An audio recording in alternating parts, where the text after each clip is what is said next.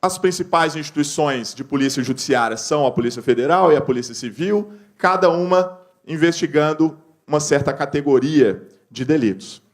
E veja que nós temos uma situação excepcional em que a polícia, que é eminentemente judiciária, atua também como polícia administrativa.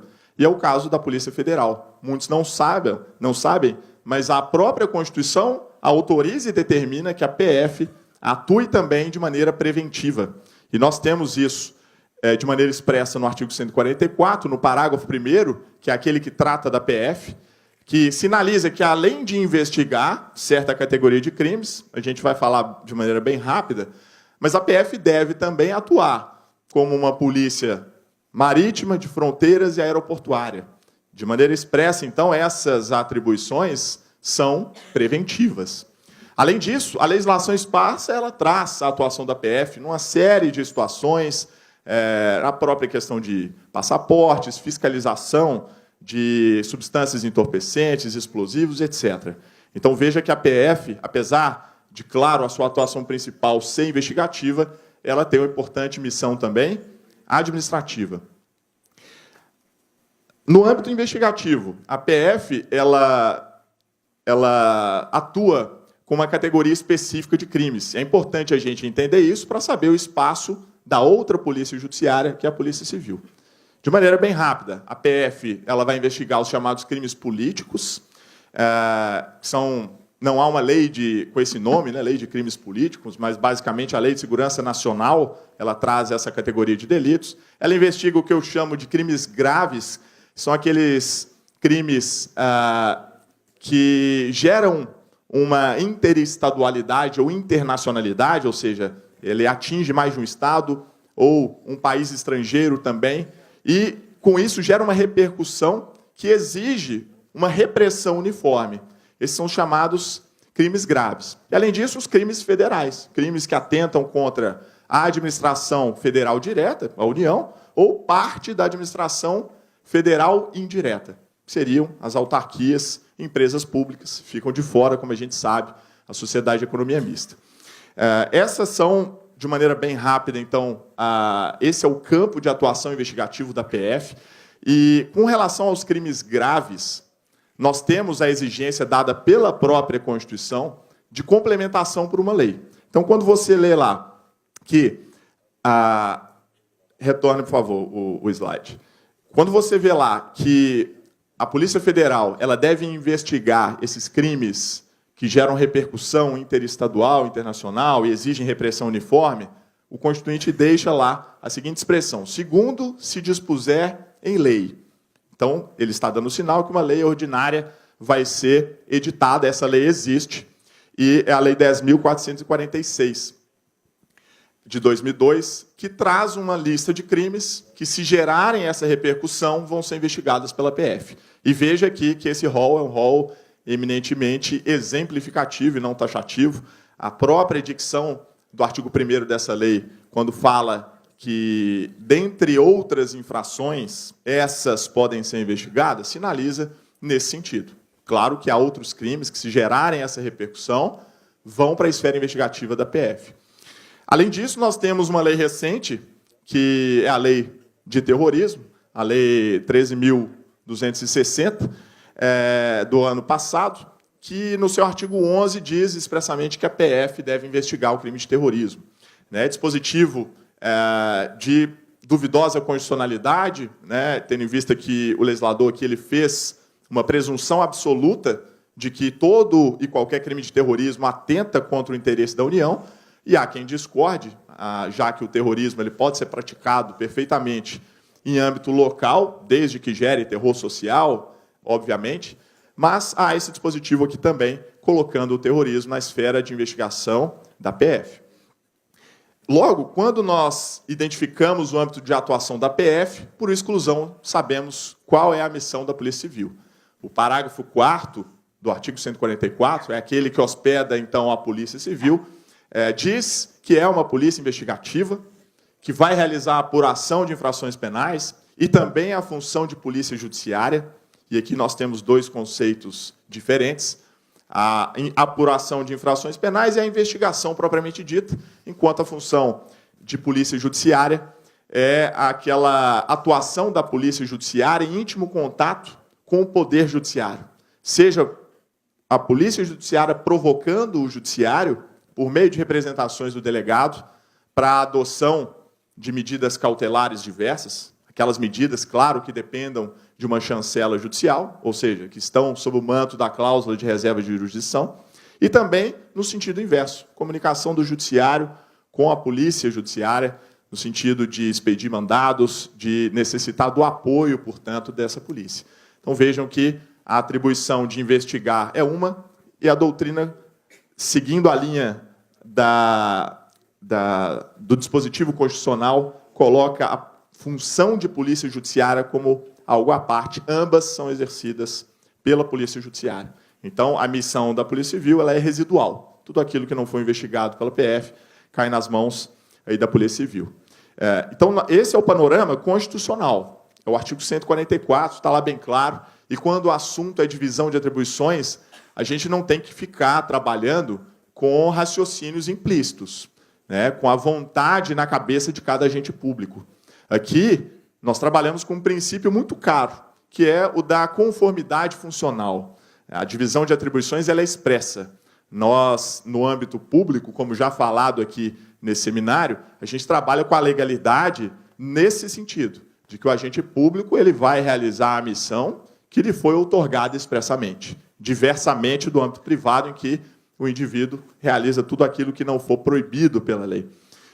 Então, a Lei 2.830 de 2013 é a legislação infraconstitucional que segue a linha do dispositivo constitucional. A 12.830 é a chamada Lei de Investigação Criminal, também nominada por alguns como Estatuto do Delegado de Polícia, e ela segue esse norte, confirma que a missão da Polícia Judiciária é investigar, é fazer o papel de polícia judiciária, e essa investigação vai ser presidida por um agente público, que é o delegado de polícia. Vejam a dicção do artigo 2º, parágrafo 1º. Ao delegado de polícia, na qualidade de autoridade policial, cabe a presidência da investigação, seja por meio de um inquérito policial, seja por meio de outro procedimento, porque há outros procedimentos, tais como o próprio termo circunstanciado de ocorrência para apurar as infrações de menor potencial ofensivo, a verificação da procedência das informações, que alguns ainda negam a sua existência, mas ela tem amparo legal também, no artigo 5º, parágrafo 3º do CPP, né, o boletim de ocorrência circunstanciada, previsto lá no Estatuto da Criança e do Adolescente, para apurar atos infracionais, e aí por diante. Todos esses procedimentos investigativos devem ser presididos pelo delegado, e a missão é apurar a verdade, é descobrir ali se há materialidade e autoria, e, com isso, possibilitar a responsabilização do criminoso. Detalhe final, ainda sobre a divisão entre polícia judiciária e administrativa, e principalmente dentro do âmbito da própria polícia judiciária. Caso haja a invasão de atribuição da Polícia Civil em relação à Polícia Federal ou vice-versa, entendem os tribunais que não há ali uma nulidade. Esse fato não macula a futura ação penal. O tão só fato de a Polícia Federal, por exemplo, instaurar um inquérito quando aquele crime deveria ser apurado pela Polícia Civil. Mas cuidado com essa afirmação, né, de que não há nulidades, a gente tem que ver caso a caso. O que não afeta, de fato, a investigação é o tão só fato de ter sido instaurado o inquérito por uma polícia que não tinha a atribuição. Mas nós estamos falando aqui, repito, de duas polícias judiciárias, certo? Duas polícias judiciárias, a civil e a federal. Situação diversa seria se uma polícia administrativa, como a Polícia Militar, por exemplo, instaurasse investigação sem autorização da Constituição. Avançando, ainda sobre divisão de atribuições, nós temos a atuação de outros órgãos na persecução penal. E aí eu vou citar de maneira rápida dois órgãos que são órgãos com muita importância no nosso sistema de persecução criminal, que são o Ministério Público e a Polícia Militar. E quando eu toco nesse assunto, eu tenho que fazer sempre um breve alerta, digamos, pela um certo melindre que esse assunto gera em algumas pessoas. Quando estamos a discutir a falta de atribuição de um órgão para realizar uma determinada atividade, nós não estamos falando aqui sobre competência daquele agente, competência no sentido de habilidade. Não estamos discutindo aqui se ele sabe fazer. Saber fazer, ele pode ter um curso de pós-doutorado lá na NASA. Ele é o melhor investigador do mundo. Isso não importa se ele não tem autorização da Constituição para fazer essa missão. Assim como um delegado que tem um conhecimento ímpar das ciências criminais, isso não conta para fins de ele resolver, a partir do momento em que ele relata o inquérito, já seguir com a persecução e ele mesmo acusar ou ele mesmo decidir julgar aquele caso. Ninguém duvida que muitos delegados, a esmagadora maioria, detêm esse conhecimento e poderia fazer essa função. E por que ele não faz? Se essa seria a providência mais célere, ou alguém duvida que o mais rápido seria que um delegado relatasse, já acusasse e julgasse o caso. Então, apesar de ser a providência mais célere, que talvez até combatesse a criminalidade de uma maneira mais rápida, ele não tem essa autorização constitucional. O motivo é muito simples. O nosso sistema, adotado pelo Constituinte originário, ele resolveu sabiamente separar as funções. E não foi uma separação aleatória, fruto do acaso. Isso vem de uma longa evolução histórica, fruto, inclusive, de muitos abusos cometidos no passado, quando um único agente público concentrava poderes e a tendência, sempre que há concentração de poder, é o quê? É o abuso. Então, depois de muito abuso, vindo lá, principalmente desde a Santa Inquisição, a humanidade, a sociedade, entendeu que não era adequado concentrar poderes públicos, estatais, num único agente. E essa é a razão principal de se haver uma divisão de atribuições, uma divisão de poderes. Essa divisão tem que ser respeitada. Então, o primeiro alerta é esse. Não estamos discutindo aqui a habilidade, né, do agente público para realizar aquela função. Não interessa se ele sabe ou não fazer. O que interessa é se ele está autorizado a fazer.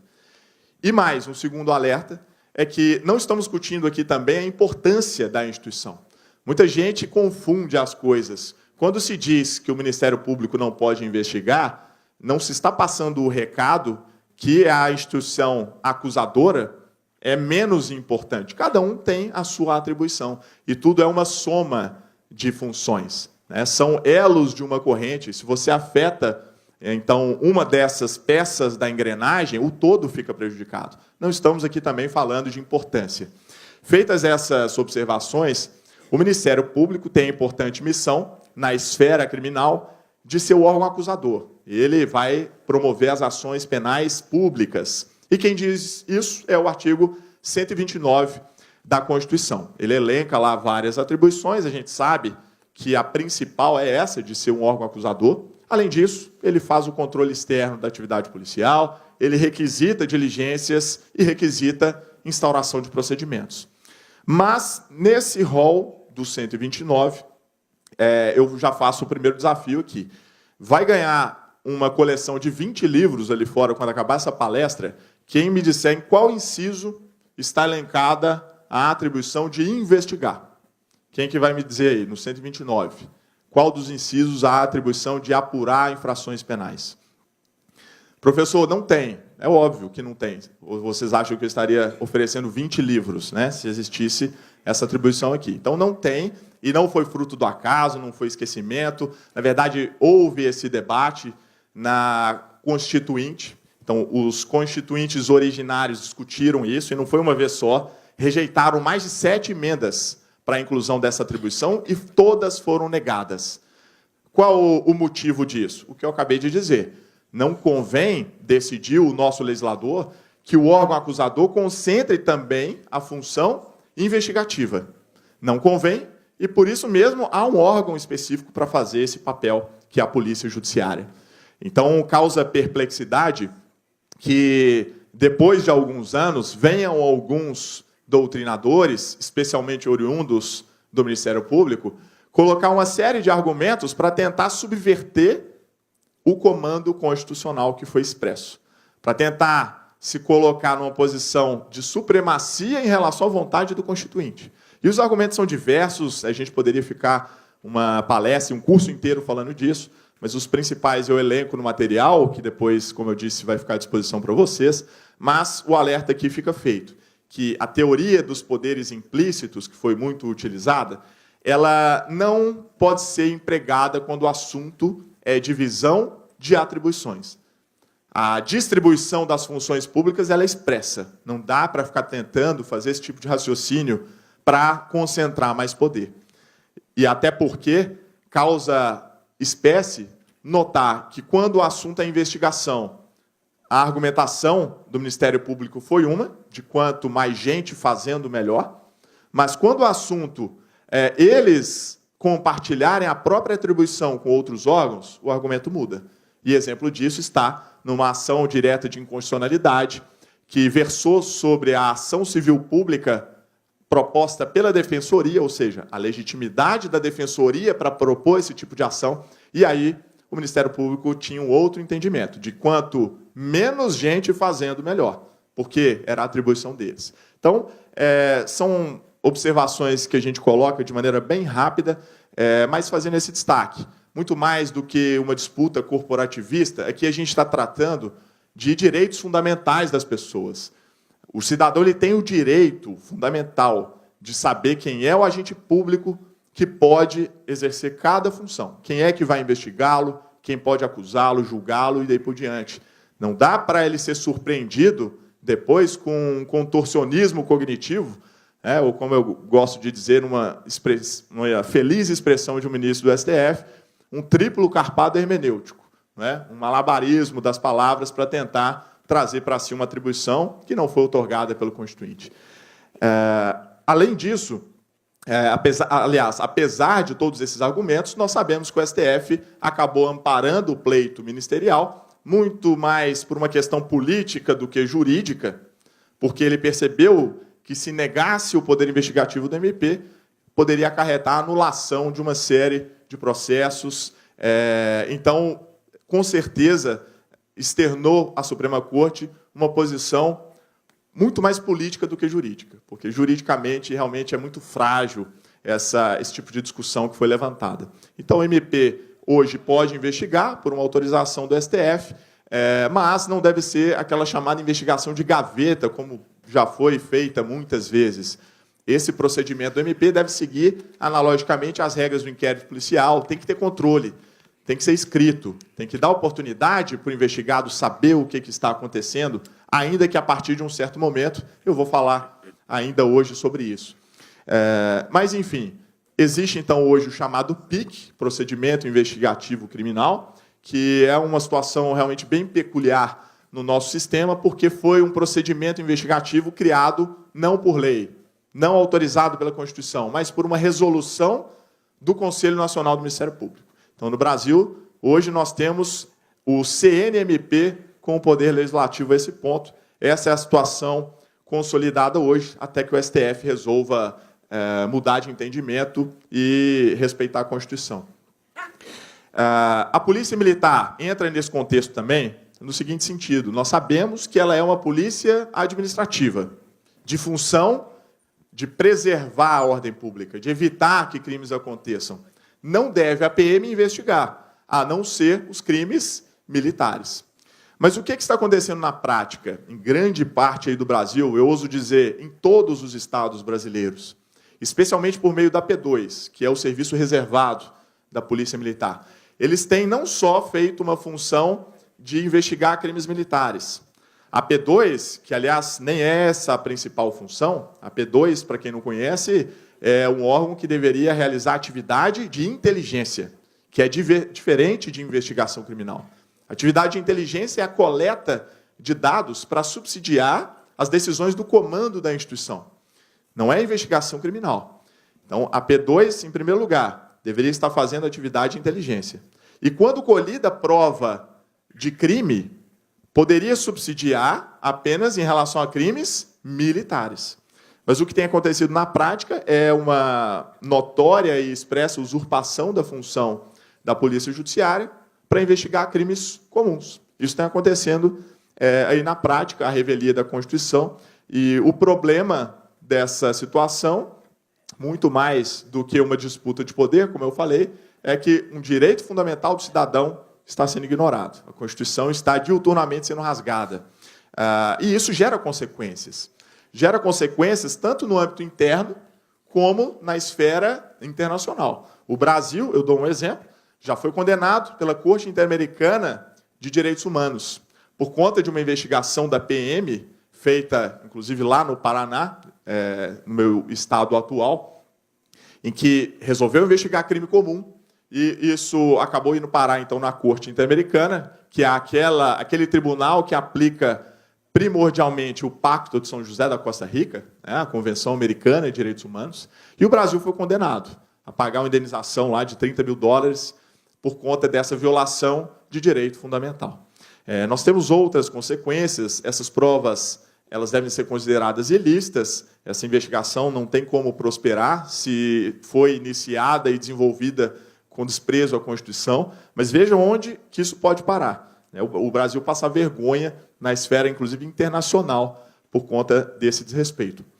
Bem, esse foi um dos artigos que eu já escrevi, né, a respeito do tema. Eu coloquei que, em vez da Constituição ser mudada pela caneta do Constituinte, na verdade, as armas, né, na prática, eles mudaram isso pela praxe. Né, o costume está revogando a Constituição aqui no Brasil.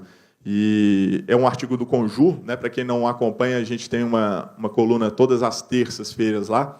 E, já que foi colocada essa imagem, eu sou obrigado a fazer um comentário com relação a essa caricatura. Todo mundo está vendo que eu fui prejudicado. Eu ia fazer um boletim de ocorrência na época, por conta dessa violação à minha honra, mas aí os colegas acabaram brincando, aí, me dizendo que ficou melhor que o original, então eu resolvi aceitar, e ela está aí hoje, e eu já aceitei essa situação. Bem, feitas essas observações que eu reputo primordiais sobre divisão de atribuições, a gente tem que passar por isso para falar de inquérito policial, para saber o espaço de cada instituição. Há uma má compreensão, eu digo, de certo modo, até uma má vontade no estudo do inquérito policial.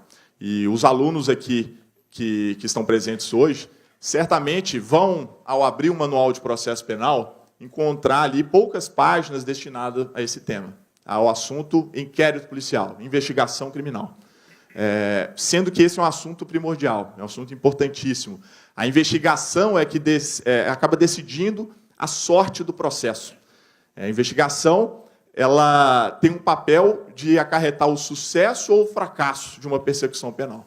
E ela é tratada, então, repito, com um certo desdém. E isso acaba repercutindo na própria concepção do que é o inquérito policial. Você vai ler lá na maioria dos manuais o seguinte: o inquérito policial ele é um procedimento administrativo, inquisitorial, meramente informativo, meramente dispensável, que tem como missão única preparar uma futura ação penal. Missão seria unicamente de fornecer elementos para a acusação. Essa visão ela é passada, eu ouso dizer, na maioria dos manuais de processo penal hoje. E eu tenho escrito sobre esse tema, não só nesses artigos, mas alguns livros. No final, eu vou passar algumas referências para quem tiver interesse. E, na verdade, me parece que esse conceito está equivocado. E quando a gente passa um conceito errado do inquérito, nós estamos transmitindo de maneira equivocada a própria natureza do inquérito, passando de maneira enviesada as suas características e entendendo equivocadamente também as finalidades. E eu vou explicar na sequência qual o motivo de eu ter chegado a essa conclusão.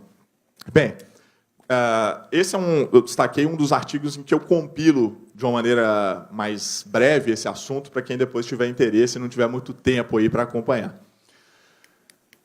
Primeiro, com relação às finalidades do inquérito. Há quem diga que o inquérito é unidirecional, ele é só preparatório, só tem como missão reunir subsídios para o Ministério Público, para o particular que vai entrar com a ação penal. Mas essa é uma visão equivocada. A função preparatória ela é apenas uma das funções. Na verdade, ela não é nem a principal. A principal finalidade do inquérito policial é uma função preservadora. é de tutelar e preservar direitos fundamentais, não só da vítima, não só das testemunhas, mas inclusive do próprio investigado, já que ele é um sujeito de direitos que está ali colocado e não um mero objeto de quem você vai extrair uma prova à força ou de qualquer maneira. Então, a função preservadora é a principal. A função preparatória, ela é eventual, ela pode nem acontecer. Basta notar inquéritos policiais que acabam concluindo que sequer existia um crime ou que aquele indivíduo não era o responsável pela prática da infração penal. Nesses casos, o inquérito policial não vai preparar ação penal nenhuma. Ele vai ser encaminhado para um arquivamento. Cadê a função preparatória nesse tipo de situação? Então, a principal missão é preservadora. E isso não é nem novo, na verdade. O que me causa até certo espanto de ver a doutrina repetindo esse discurso de unidirecionalidade. A própria exposição de motivos do CPP, que, aliás, estamos em debate já com um novo CPP, mas a exposição de motivos já deixa isso claro, que o inquérito ele é um filtro contra acusações infundadas.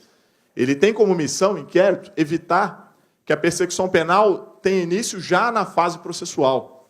E é por isso que nós dividimos a persecução penal justamente em duas fases.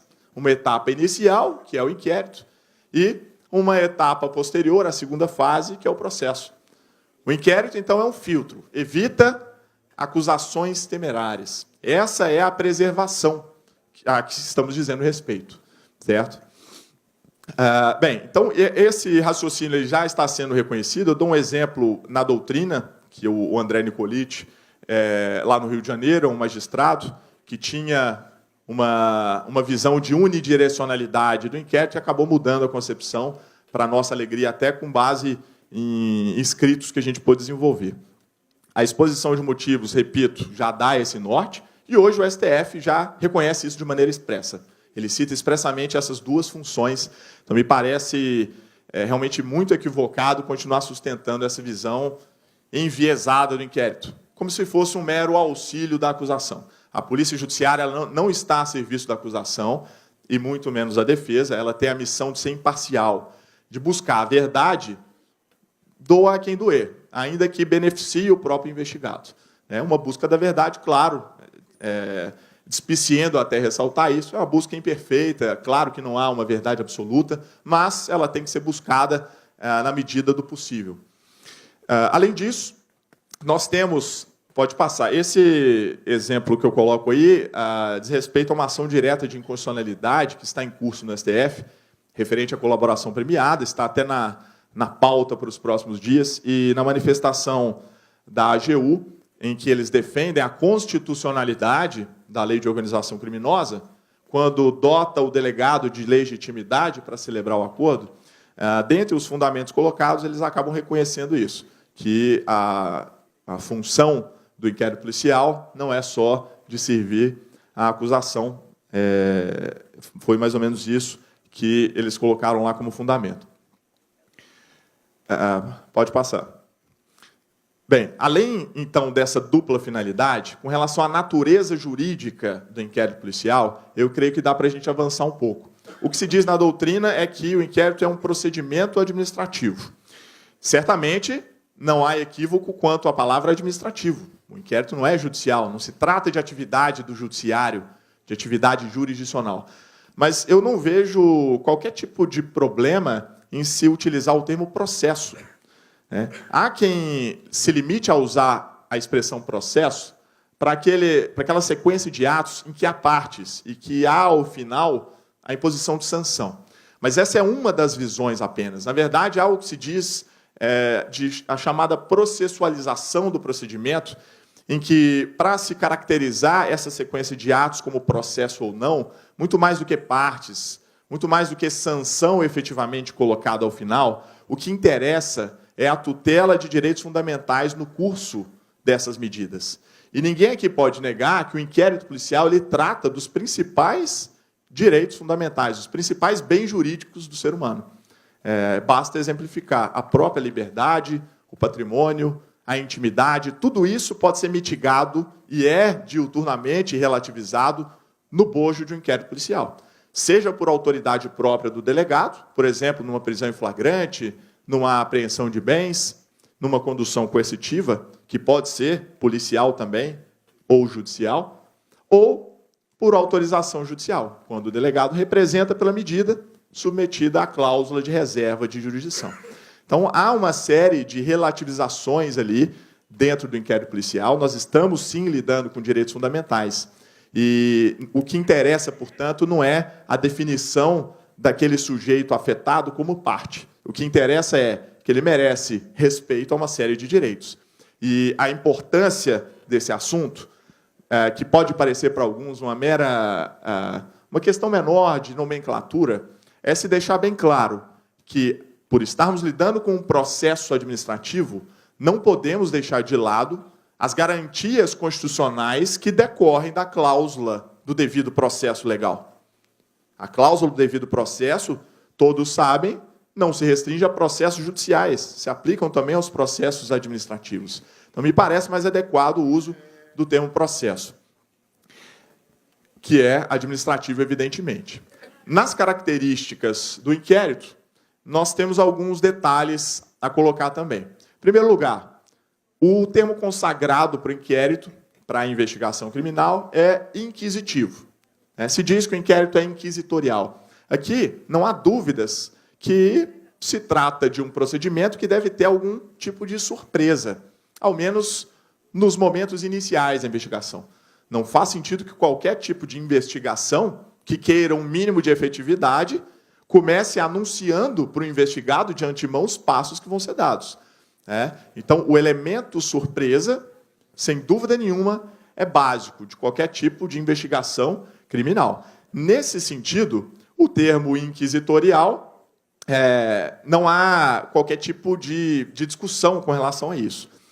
Eu tenho preferido o termo apuratório por uma questão, inclusive, histórica, pela mensagem que o termo inquisitorial passa, principalmente por incauto, que se inicia aí nas letras do direito, nas ciências criminais.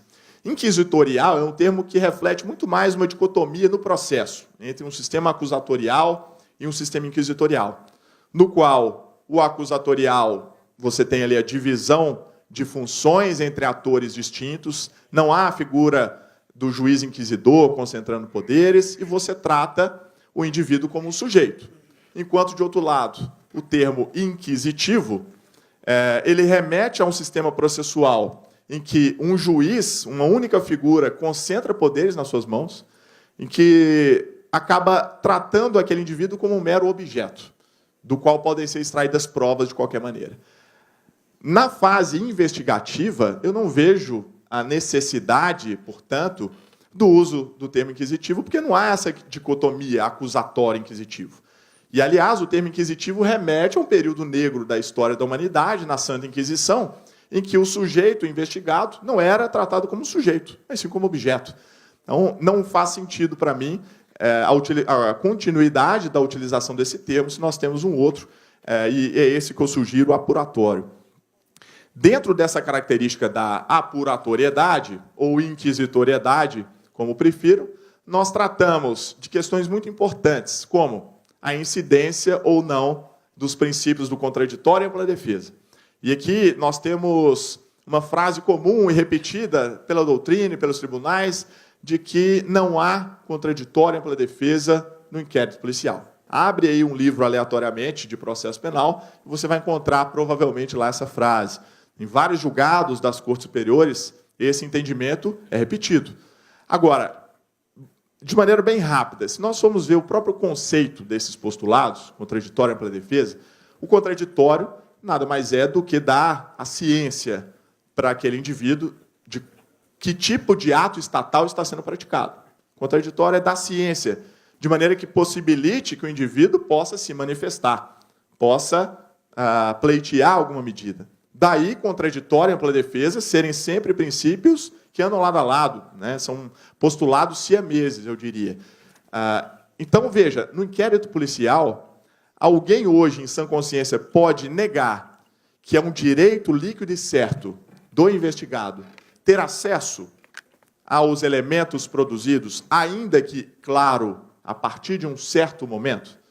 Hoje, não há dúvida nenhuma com relação a isso. Nós temos súmula vinculante do STF, a súmula vinculante 14, O Estatuto da OAB teve o seu artigo 7º alterado recentemente, não só para mudar o seu inciso 14, mas para inserir um novo inciso, que é o 21, e acrescentar parágrafos, para deixar justamente esse entendimento sedimentado.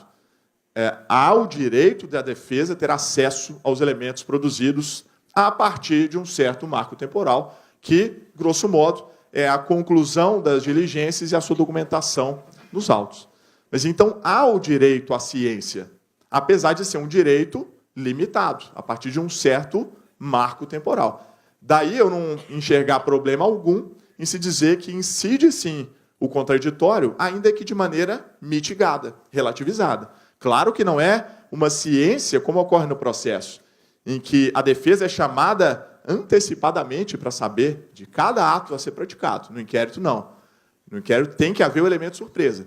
Mas a partir do ponto em que a diligência concluída e documentada não mais represente um problema, caso a defesa tenha conhecimento, então nós não temos problema nenhum em reconhecer isso. Então, na minha concepção, há contraditório, sim, e ampla defesa de maneira mitigada. Porque se dizer simplesmente que não há contraditório e ampla defesa, o recado que está sendo transmitido é: defesa, aqui não. Aqui é um espaço para o segredo absoluto. Contraditório tem no processo. Vai reclamar lá quando a persecução penal tiver transitado para a fase processual. Isso é muito importante, né? Eu sempre gosto de repetir. A gente está lidando aqui com direitos fundamentais, o crime tem que ser combatido, a corrupção assola o Brasil, tanto é que esse seminário está sendo colocado justamente para discutir esses aspectos, como aumentar a eficiência do Estado no combate à corrupção. Mas isso tem que ser feito seguindo alguns regramentos, que começam desde a Constituição e passam pela legislação esparsa também. Então, aí eu vou só citar na sequência os dispositivos que eu falei, para mera conferência depois, de quem tiver interesse, o artigo 7º do Estatuto, a súmula vinculante foi colocada. Além desse aspecto, então, de apuratoriedade, que eu prefiro chamar, em vez de inquisitoriedade, nós temos também o valor probatório do inquérito colocado em discussão. E aí se diz que o inquérito é meramente informativo. Isso também é um lugar comum aí na nossa doutrina e na jurisprudência. O recado que se passa é: olha, tudo que é produzido no inquérito policial não tem maior importância. Você vai ter que reproduzir essas informações no processo. Então, o incauto é levado a perceber o seguinte: o inquérito eu não preciso olhar, acompanhar com maior cuidado. Eu vou deixar chegar na fase do processo, porque é lá que as provas são produzidas. E eu acho que ninguém tem dúvida aqui que, se um advogado tomar essa providência, lá no adiantado do processo, muito provavelmente o seu espaço de atuação vai ser nulo ou reduzidíssimo. Por quê? Na verdade, o inquérito policial produz, sim, provas. Ele não produz só elementos informativos. Nós conhecemos a diferenciação, de um lado, entre elementos informativos, que são aqueles elementos de convicção colhidos sem o contraditório obrigatório, enquanto, de outro lado, os elementos probatórios você colhe com a incidência obrigatória de contraditório, com a presença do advogado, do defensor público, ainda que esse contraditório seja diferido para a fase do processo. Então, veja, as provas produzidas no inquérito são justamente essas, as chamadas provas cautelares e irrepetíveis, em que o elemento de convicção é colhido no inquérito, mas o contraditório obrigatório é postergado para a fase do processo. Mas vai haver a participação obrigatória da defesa. Repito, ainda que numa fase subsequente, que é a do processo. Mas alguém aqui pode negar que o elemento de convicção foi efetivamente colhido no inquérito? Uma perícia sobre pessoas, coisas, todas aquelas conversas degravadas de uma interceptação telefônica, os objetos arrecadados e apreendidos numa busca e apreensão e, posteriormente, periciados, todos os elementos subsequentes de uma colaboração premiada, tudo isso é angariado no inquérito policial. E o que fica para o processo, repito, é o contraditório. O que não significa que o advogado já não possa se antecipar e já pleitear algum tipo de medida ou fazer uma defesa ali preliminar no bojo do próprio inquérito policial. Mas há, sim, produção de elementos probatórios que, na verdade, vão ser aperfeiçoados com a fase processual, na medida em que a defesa estiver participando. É uma mera questão de nomenclatura, de aperfeiçoamento, mas o elemento ele é colhido e produzido efetivamente no inquérito policial. Então, não é meramente informativo coisa nenhuma. Ele é informativo, sim, principalmente quando nos referimos às oitivas, essas sim reproduzidas na fase processual, mas aqueles elementos não reproduzidos são provas, não deixam de ser provas. Além disso, se diz que o inquérito é meramente dispensável. Qual que é o recado, de novo, que está sendo passado para o incauto? Que não interessa se vai ter inquérito ou não, é uma mera aleatoriedade. Se for o caso, a gente já inicia a persecução penal com o processo. O inquérito é dispensável. Parece que essa é a regra, aliás, quando, na verdade, essa é uma exceção. A regra é que haja uma investigação criminal, que haja um inquérito, já que nós sabemos que a instituição vocacionada para investigar é a Polícia Judiciária. A exceção é um processo iniciado diretamente sem um inquérito prévio. E, por isso mesmo, causa perplexidade se sustentar como característica do inquérito a sua dispensabilidade.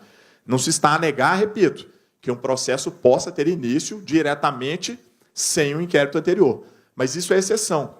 Não só pela natureza de uma série de crimes, são crimes sofisticados, né? Os crimes que envolvem corrupção, objeto aqui do nosso encontro, são exemplos de delitos praticados por organizações criminosas, muitas vezes infiltradas nas estruturas de Estado, e como se iniciar um processo diretamente. São crimes difíceis de ser investigados, eles precisam de uma apuração profunda. A maioria dos crimes, esmagadoramente falando, só pode ser desvendada mediante uma investigação preliminar, mediante um inquérito policial. Só aqueles crimes muito simples, que podem, grosso modo, ser provados documentalmente, é que, se a vítima já dispuser desses documentos, tudo bem, ela fornece ao órgão acusador, ou ela mesma promove a ação penal, caso seja o caso de uma ação penal privada. Mas isso é exceção. Então, me parece equivocado sustentar essa característica de dispensabilidade. Na verdade, como nós vimos, e a exposição de motivos do CPP fala, o inquérito é um filtro contra acusações infundadas. Ele tem uma importância muito grande. Ele evita que qualquer tipo de notícia crimes, mesmo a mais frágil, acabe desembocando no processo, submetendo o indivíduo ao constrangimento que representa uma persecução penal sem pé nem cabeça. Além disso, com isso a gente finaliza, aliás, todo o conceito do inquérito policial. Nós passamos pelas finalidades do inquérito, estudamos também as características do procedimento investigativo policial, bem como o seu valor probatório. Então, nós percebemos que a conceituação errada do inquérito, ela te dá uma noção equivocada da natureza jurídica, do valor probatório e das finalidades. E eu vou caminhando para o final da minha exposição, destacando alguns pontos de maneira rápida, né, dada a exiguidade do nosso tempo, pontos importantíssimos relativos à condução da investigação criminal, ou seja, da presidência do inquérito policial. Em primeiro lugar, trata-se de uma natureza de uma atividade de natureza jurídica. Nós temos aqui uma função de caráter jurídico. Não só porque o legislador disse isso de maneira expressa, lá no artigo 2º da Lei 2.830, que é a Lei de Investigação Criminal, né? Não pelas palavras do legislador, mas se nós percebermos que tipo de decisões são tomadas no bojo do inquérito, você consegue identificar claramente que é uma natureza jurídica. A operacionalidade das diligências do inquérito, que são as diligências executadas nas vias públicas, tecnicamente falando, mas o delegado ele é obrigado a ter um cabedal de conhecimento que o permita não só tipificar crimes, mas considerar uma série de circunstâncias ali dentro da investigação. Esse conhecimento jurídico é que permite concluir que se trata de uma atividade de natureza jurídica. Isso está expresso, como dito, na própria Lei 2.830. Além disso, é uma atividade exclusiva de Estado. Não pode amanhã o legislador resolver transferir essa importante atividade para o particular. Tanto é que a lei mais recente que trata desse tema, que é a Lei do Detetive Particular, ela autoriza a atuação do detetive de uma maneira muito restrita. A função do particular não é investigar crimes. O detetive particular, mais especificamente, ele atua para a coleta de informações relativos a outros tipos de ilícito, desaparecimento de pessoas, infidelidade, etc. Não crimes. Ele vai atuar de maneira subsidiária numa investigação, desde que com aceite do delegado e, claro, com autorização expressa do seu próprio cliente. Além do detetive particular, que tem uma atuação bem restrita, o particular também tem uma atuação limitada. O entendimento atual das nossas cortes superiores é de que não há propriamente uma investigação criminal defensiva, como existem em outros sistemas. O particular ele pode atuar muito mais na identificação de fonte de prova, mas a extração da prova, efetivamente, ela tem que acontecer com a chancela estatal. No exemplo simples, para quem não é da área poder compreender melhor, uma testemunha. O particular identifica a testemunha e deve apresentá-la para que o órgão estatal, a Polícia Judiciária, possa fazer a oitiva com todas as garantias. O entendimento atual do STF é que não deve o particular ele mesmo realizar a oitiva e apresentá-la diretamente em juízo.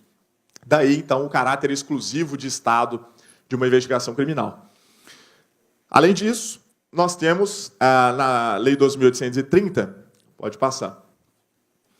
A Lei 2.830, ela acaba por consagrar no sistema jurídico brasileiro, na persecução penal, o chamado princípio do delegado natural. E isso já é uma construção que vem sendo defendida pela doutrina mais moderna. Eu dou exemplo do professor Guilherme Souza Nucci, o professor Nestor Távora, que esteve falando aqui também, coloca isso de maneira expressa no seu manual. E o que é o princípio do delegado natural? Ele nada mais é do que uma decorrência de um postulado maior, que seria o princípio da autoridade natural. Ou seja, toda autoridade, seja aquela que vai julgar, vai acusar ou investigar, o cidadão tem o direito de saber, de antemão, segundo regras pré-estabelecidas, quem é que vai desempenhar essa função. Não se pode designar autoridades ad hoc, depois dos fatos, se criar uma situação para um tribunal de exceção, para um órgão acusador de exceção ou para um investigador especificamente direcionado para prejudicar ou para beneficiar alguém. Essa é a importância do princípio. E certamente deve incidir na fase do inquérito policial, justamente pelo chamado princípio do delegado natural. É um direito do cidadão. Ele tem que saber qual autoridade pode agir contra si. E o princípio do delegado natural ele anda lado a lado com uma prerrogativa que é a chamada inamovibilidade, que poderia certamente estar estampada na Constituição, mas atualmente, quanto ao delegado, está restrita à Lei 2.830, que basicamente quer proteger o delegado de interferências indevidas, de remoções arbitrárias, e mais do que uma garantia para a autoridade de polícia judiciária, o que se está protegendo é o próprio cidadão. Porque o cidadão vai ter a garantia de que aquela autoridade que está o investigando não vai agir com receio de qualquer sorte, seja de pressões políticas, econômicas ou de qualquer sorte. Veja a importância desse mecanismo. Então, tudo isso está abrangido, pode avançar, tudo está abrangido dentro do chamado princípio do delegado natural e da inamovibilidade. E aí eu termino a minha fala, claro que aqui de uma maneira bem panorâmica, mas eu não poderia deixar de falar, com relação à independência funcional do delegado de polícia. Aqui não estou falando da autonomia da própria instituição, que é algo que deve acontecer, e, nesse sentido, a própria ADPF tem encampado um movimento excelente, que, em última análise, protege o próprio cidadão, no sentido de que a instituição deve ter um grau de autonomia para não sofrer ingerências indevidas na destinação dos seus recursos. Aqui nós estamos falando no âmbito de atuação do próprio delegado. Independência funcional é uma decorrência da posição de autoridade que alguns agentes públicos têm, no sentido de que eles têm um poder tão grande colocado em suas mãos de mitigar direitos fundamentais que eles têm que ter algum tipo de proteção para não sofrer, então, essas interferências indevidas. A independência funcional garante que a autoridade de polícia judiciária possa tomar as decisões de acordo com o seu livre convencimento, num sentido de não arbitrariedade, mas de baseamento na Constituição Federal e em todo o ordenamento jurídico, e não por conta de pressões de qualquer sorte.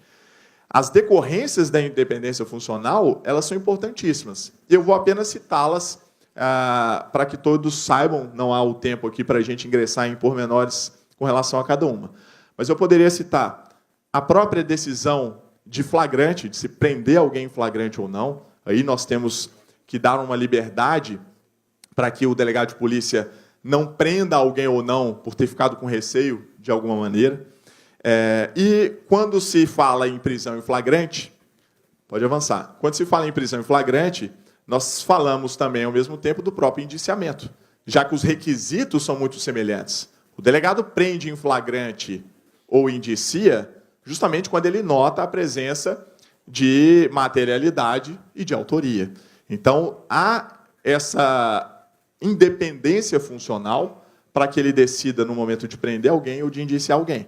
Quanto ao indiciamento, lembre-se, o artigo 2º, parágrafo 6º da 12.830 é expresso em dizer que esse ato de indiciamento ele é fruto de uma análise técnico-jurídica, ou seja, de um juízo de valor livre feito pelo delegado de polícia. Então, flagrante e indiciamento estão aí colocados. Pode avançar. Além disso, excludentes de ilicitude é um outro tipo de decisão importantíssima que decorre da independência funcional. Imagine se o delegado fosse obrigado a prender alguém que, muito embora tenha praticado um fato típico, tenha agido sob o manto da legítima defesa. É isso, pasme, que sustenta parte da doutrina.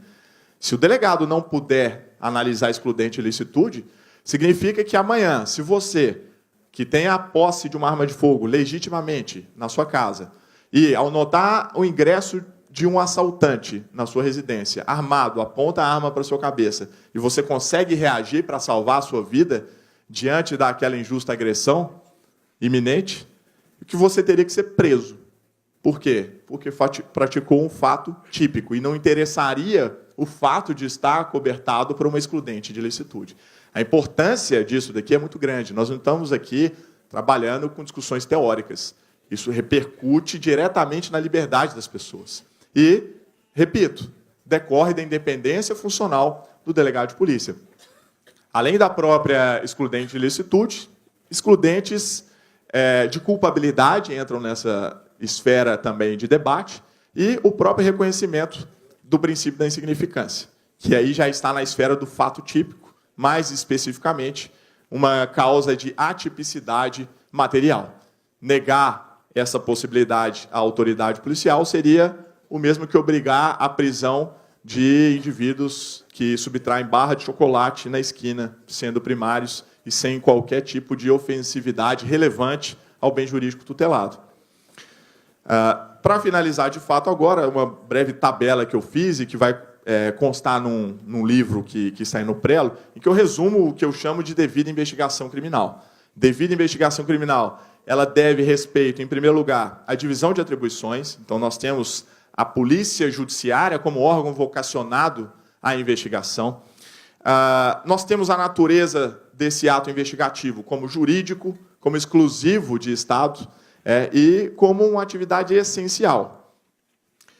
Fundamentos da devida investigação criminal são justamente o respeito aos direitos fundamentais. Lembrem-se lá da função preservadora, essa que é a principal, a finalidade de tutelar direitos. A função preparatória ela é meramente eventual. As finalidades, então, são garantir esses direitos, ainda que dos próprios suspeitos, e as características da devida investigação criminal foram elencadas uma a uma. Nós temos, sim, produção de provas, nós temos, sim, um caráter indispensável, pelo menos como regra, dessa investigação, e ela não pode ser menosprezada, por um motivo muito simples. Não por questões de ego, de divisão de poderes. A gente está lidando com direitos das pessoas. Então, não faz sentido negar a importância a um procedimento que pode acarretar na mitigação desses bens jurídicos tão importantes. Eu, como tinha prometido, faço referência aqui apenas a título ilustrativo de algumas obras, caso queiram aprofundar nessas discussões. Infelizmente, eu não consegui trazê-las aqui, até porque essas duas estão esgotadas, estão lá na gráfica para rodar a segunda edição.